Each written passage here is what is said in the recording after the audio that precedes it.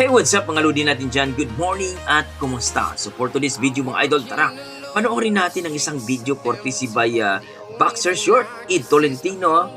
Patungkol po ito sa epekto ng 1-year ban kay Casimero sa bansang. So let's go mga idol, panoorin natin at magbigay tayo ng reaction pagkatapos ng kanyang video. Let's go. Don't forget to like and subscribe sa YouTube channel ni Boxer Short, Ed Tolentino. Ayan.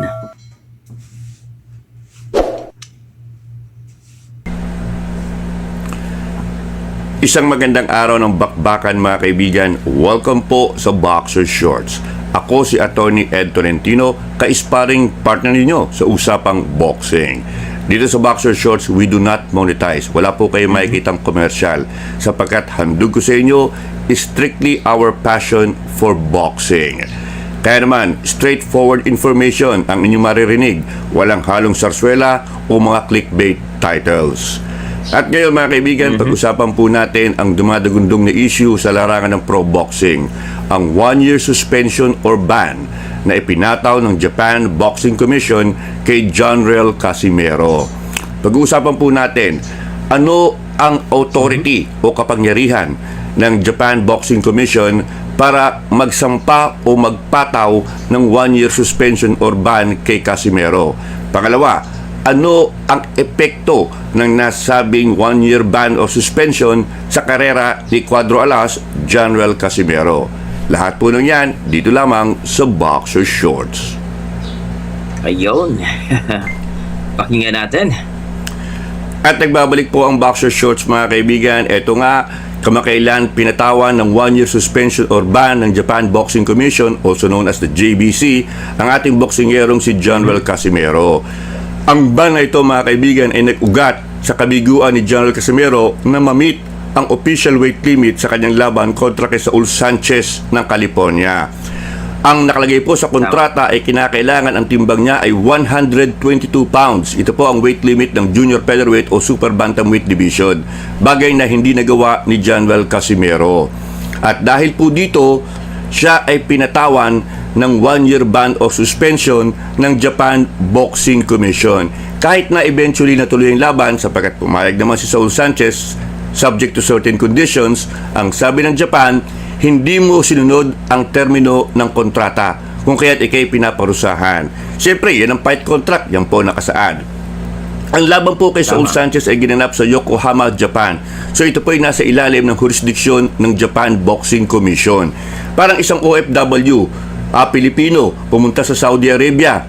Kailangan sumunod ka sa alituntunin ng Saudi Arabia sapagkat nasa ilalim ka ng kanilang jurisdiction. Ganun lang po kasimple yan mga kaibigan. Tama. Now, ang Japan Boxing Commission mga kaibigan, ito po ang nagre-regulate ng lahat ng pro-boxing activities dyan sa Japan. Yes mga kaibigan, dyan po sa Japan, meron silang eksklusibong komisyon na siyang nagmamanage, nagre-regulate ng boxing. Ang Pilipinas wala sapagkat gab lamang. Hindi ko na alam kung ano nangyari sa Philippine Boxing Commission na pinropose ni Manny Pacquiao. In any event mga kaibigan, ang JBC ang isa sa pinaka-istrikto, tingin ko nga pinaka-istrikto na komisyon sa mundo. Napaka-istrikto po nito. Meron silang ethics committee. Alam nyo ba na kapag ang isang foreign boxer na lumaban sa Japan ay pangit ang pinakita, alam niyo na, lumalabas pala na hindi naman pala marunong mag-boxing, nag-sightseeing lamang, pwede siyang iban ng JBC. Hindi katulad sa atin, kahit walang kwenta yung boksingero, nakikain lang, okay lang. Sa Japan Boxing Commission, hindi pwede yan. Kapag lumalabas, padded lang yung record mo, hindi ka pala talaga marunong, pangit ang pinakita mo, sorry, ban ka na. Gaano ka-stricto ang JBC? Ang JBC mga kaibigan, ultimo pagpapakita ng tato ng kanilang mga boksingero. Yung mga Japanese boxers, kapag nagpakita ng tato, maaari ka rin patawan ng parusa. So sabi ng mga boksingero, ano naman ang relasyon ng tattoo sa boxing? Ang sabi ng JBC, baka isipin ng mga nanunood na yung tattoo mo ay link to organized crime. Alam niyo sa Japan, may mga organized crime syndicates na nakikilala sa kanilang tattoo. Ganyan po ka-stricto ang JBC. Ang JBC, mga kaibigan, ay itinatag noong 1952. Bakit po 1952? Sapagkat ito po yung taon na nagkaroon ng first world boxing champion ang Japan. Sa katauhan ni Yoshio Shirai, tinalo niya ang Filipino-Hawaiian na si Dado Marino para maging world flyweight champion. Diyan po sa Japan ginanap ang laban, kaya ang JBC ay itinatag para i-supervise ang nasabing laban kung saan nagkaroon ng first world boxing champion ang Japan. At mula noon, JBC na nga po ang humahawak. Si General Casimero, mga kaibigan, ay isa lamang sa napakarami ng boksingero na pinarusahan ng ban, suspension ng JBC. Dahil nga sa hindi pagsunod sa alituntunin ng komisyon. Kung maalala po ninyo, in 2018, ang Mexicanong si Luis Neri ay pinatawa ng indefinite ban ng JBC matapos siyang magpakitang 5 pounds overweight sa kanyang bantamweight title match kontra sa Japanese ring idol noon na si Shunsuke Yamanaka. March 2018, pinatulog nitong si Luis Neri sa Yamanaka in just 2 rounds, but he was 5 pounds overweight sa labang iyon, mga kaibigan. And before that, in 2017, sa kanilang unang laban kung saan tinalo rin ni Neri si Yamanaka, and napatunayan na gumamit siya ng pinagbabawal na drugs o performance-enhancing drugs. Kaya nagalit na po ang mga Hapon sa lantarang pandaraya at pinatawan ng indefinite ban si Neri doon sa kanilang laban kay Yamanaka. Ang ban na ito, mga kaibigan, ay nilift lamang ng JBC nitong taon na ito ng labanan ni Luis Neri si Naoya Inoue. Pero alam nyo ba kung bakit nilift? Sapagkat nakakita ng pagkakataon ng JBC na i-avenge ni Naoya Inoue ang naging pagkatalo ni Yamanaka. So doon mismo sa Japan, binawi na ng JBC ang ban kay Neri, lumaban si Neri sa Japan at siya'y pinatulog nitong si Naoya Inoue. So naigante ni Inoue at napahiya si Neri sa mga Japanese fight fans. Now in 2018, mga kaibigan, si Daigo Higa failed to meet the weight sa kanyang laban kay Christopher Rosales ng Nicaragua for the World Flyweight title. 2018, si Daigo Higa became the very first boxer ng Japan to fail in meeting the weight. Ganun po ka-stricto ang Japan sa boxing pagdating sa timbang. Imagine, 2018, doon pa lang nagkaroon ng first Japanese boxer na hindi na-meet ang timbang. Disiplinado po ang mga Japanese boxer. Si Daigo Higa ay pinatawan ng suspension ng JBC. Sariling boxer nila. In fact, yung trainer ni Daigo Higa, ang legendary Japanese boxing champion na si Yoko Gushiken, ay pinarusahan din ng Japan Boxing Commission. Ganyan po ka-stricto ang JBC. So, itong si Casimero is just the latest casualty ng JBC. The latest na naparusahan ng JBC sa hindi pagsunod sa kanilang alituntunin. Wala po tayong magagawa dyan sapagkat ganyan po ka-stricto ang JBC. At in a way, mga kaibigan, alam na nila meron na silang suspetsa na maaaring hindi ma-meet ni Casimero ang timbang. Sapagkat sabi nga po natin, may reputasyon na si Casimero sa hindi pag-meet ng timbang bago pa lamang ang laban sa Japan. So wala po tayong magagawa dyan. Karapatan po ng Japan na i-impose ang napaka-strict na kalakaran sa kanilang bansa. At ngayon, pag-uusapan naman natin ano ang epekto ng ban na ito sa karera ni General Casimero. At ngayon, mga kaibigan, ating pag-usapan po ang epekto ng 1-year ban o suspension na ipinataw ng Japan Boxing Commission o JBC sa karera ng ating boksingerong si General Casimero. Unang-una, mga kaibigan, yung pong alituntunin, yung parusa na ipinataw ng JBC ay epektibo lamang sa teritoryo ng Japan sapagkat yun lamang po ang kanilang jurisdiction. So, ibig sabihin, hindi pwedeng lumaban sa Japan itong si General Casimero sa loob ng 1 taon. Okay? Ngayon, ang masakit po dito, mga kaibigan, ang Japan, ang hotbed ng boxing sa Asia. Napakarami pong boxing activities dyan sa Japan. Kapag nagustuhan ka ng mga Hapon, mga kaibigan, yung mga Filipino boxer at yung mga foreign boxers, they are paid well. Maganda ang accommodation, maganda ang bayad sa kanila. Iyan ang hindi makukuha ni General Casimero sa loob ng 1 taon. At ngayon, mga kaibigan, ito medyo nakakatakot. si General Casimero ay libre namang lumaban sa ibang bansa. Wala pong problema sapagkat hanggang Japan nga lamang po ang epekto ng 1-year ban. Pero mga kaibigan, may mga sitwasyon na yung mga komisyon sa ibang bansa ay ino-honor yung suspension nung isang komisyon. Nagkakaroon sila ng mutual understanding. Kasi nga po, kapag yung ibang bansa naman ang nagsuspend ng boksingero at hindi ino-honor ng ibang bansa, di ba babaliwala? Kayang i-circumvent ng boksingero yung naging parusa sa kanya. So, minsan, merong indirect understanding ang mga komisyon sa iba't ibang parte ng mundo na, oy pag ako nag-suspend, i-honor mo para pag ikaw naman na nag-suspend, i-honor ko din. So, hindi makakalusot yung boksingero. Nakita nyo na very strict. Meron silang mutual understanding. Doon madadali si Casimero. Pero sabi ko nga mga kaibigan, usually nangyayari lang ito, ino-honor ng ibang komisyon ang suspensyon ng isang komisyon kapag may halong paggamit ng performance-enhancing drugs yung naging weight issue ng boksingero. Kapag yung boksingero, let's say, nahirapan sa timbang, napatunayan na gumagamit ng ikang ipinagbabawal na gamot para pumayat, ay diyan po papasok yung tinatawag nating mutual respect. I-honor nung komisyon ng isang bansa yung ginawa ng komisyon ng isang bansa. Sapagkat sabi nila, may halong droga na yan Hindi na maganda talaga yan. So far, medyo nakakahinga tayo sapagkat yung kaso ni Casimero ay strictly overweight lamang.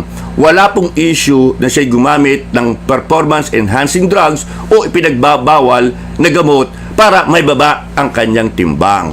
So, medyo nakahinga tayo doon mga kaibigan. Sapagkat pag meron nga pong ganun mga kaibigan, usually, ino-honor ng ibang bansa yan.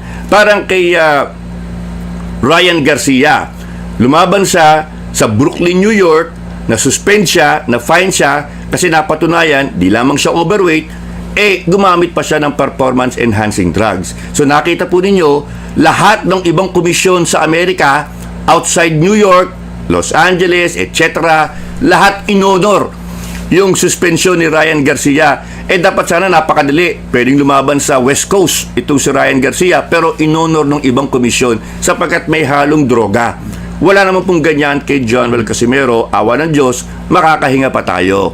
So, pwedeng lumaban si General Casimero sa ibang bansa as long as yung bansang yon ay hindi i-honor yung suspension ng Japan Boxing Commission. Now, ang JBC mga kaibigan, isa sa pinaka-powerful na commission sa boxing. Napaka-influential po nito. Meron silang ties sa WBC, WBA, and the other boxing organization. Si Luis Neri, nung siya'y sinuspindi ng Japan, yan po'y inonor ng WBC. Sinuspindi nila si Neri at hindi ni-rank si Neri. Tinanggal sa ranking si Luis Neri. Pero yun nga po, inuulit ko, yung kay Luis Neri, meron pong allegation kasi na gumamit din siya ng performance-enhancing drugs kontra kay Yamanaka. Wala po yan dito sa kaso ni General Casimero. Sana wala talaga. Strictly weight lamang ang naging problema ni General Casimero. Pero mga kaibigan, yung ginawang pagpataw ng parusa ng JBC, in a way, naglagay po ito ng marka kay General Casimero. Kasi doon sa Dubai nakalusot siya. Yung kay Paul Butler in 2021 kasi hindi naman siya tumimbang Sabi niya may viral gastritis siya. Yung laban niya kay Butler sa Inglaterra, sa England in 2022, hindi rin siya nakapagtimbang sapagkat nakakuhang video nagsasaw na siya at hindi nagustuhan ng Inglaterra, yung Boxing Commission ng Inglaterra at in-scrap na ang laban. Dito kay Saul Sanchez, nakapagtimbang si Casimero at nag-overweight talaga, dokumentado. At yung parusa ng Japan Boxing Commission, sabi ko nga, naglagay po ito ng parang marka kay Casimero. Notice to the world, notice to all boxing promotions na itong boxer na ito may problema sa timbang. So kung gusto nyo kunin siya, bahala kayo. Sapagkat pwede, gagastusan nyo siya, pagdating ng aktual na laban, baka overweight siya. Yan po ang mensahe na gustong ipadala ng JBC sa iba't ibang komisyon sa kanilang pagparusa kay General Casimero. Kumbaga, meron na kaming notice sa inyo. Bahala na kayo kung gusto nyong mag-gamble sa boksingerong ito sapagkat gagastusan ninyo pagdating ng aktual na laban ay baka overweight at hindi lang matuloy ang inyong laban. Yan ang masakit sapagkat dokumentado na ngayon ang weight issue ni Casimero. Alam na ng mundo because of that 1-year ban na umikot sa buong mundo ng boxing. So, I plead to General Casimero, monitor your weight. Nobody, no boxer is above the regulation. No boxer is bigger than the sport. Sabi nga po ni George Foreman, kami mga boksingero, dumadaan lang sa boxing. May bagong talentong darating, mawawala kami sa boxing, pero ang boxing nandyan pa rin. Kaya kailangan sumunod ka sa alituntunin because nobody is bigger than the sport. Lahat ng boksingero kailangan sumunod sa weight rules ng boxing. Kaya nga po may weight division.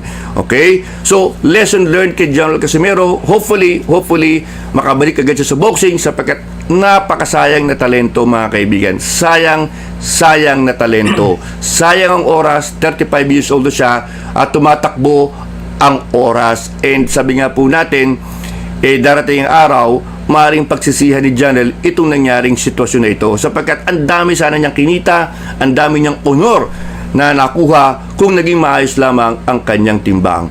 All is not lost. Pwede pang magbago ang ihip ng hangin para kay General Casimero. Pero lahat ng ito ay nakadepende kay General Casimero mismo. At yan po ang buod ng Boxer Shorts for today, mga kaibigan. Muli, maraming salamat po sa inyong pagtangkilik dito sa ating munting YouTube channel. Salamat po. Hindi po kayo obligadong mag-comment o mag-subscribe sapagkat hindi naman po tayo nagpapamonetize. Pero salamat po sa inyong pag-subscribe dito sa ating YouTube channel. Do follow yung ibang mga vloggers sapagkat hindi ko po kayang i-cover lahat ng topic at maaaring may mga topic o opinion ako na hindi kayo sumasang-ayon. So do follow na lang the other vloggers. Ako po si Atty. Ed Tolentino, muli nagpapaalala, walang personalan, buntalan lang.